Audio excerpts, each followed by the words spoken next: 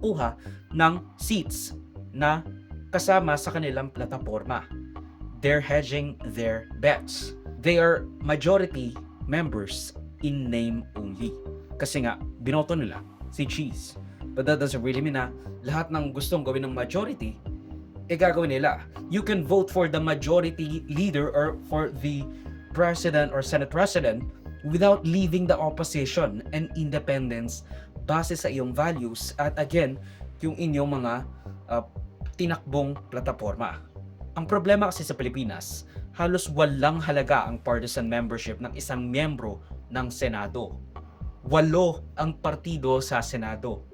Pati ang pagiging independent senator, wala na ring halaga kasi si Rodante Marcoleta, he is tagged as independent when he is clearly with the Dutertes and PDP laban.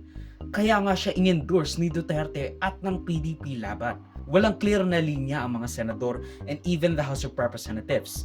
Ang party membership ay walang bearing most of the time.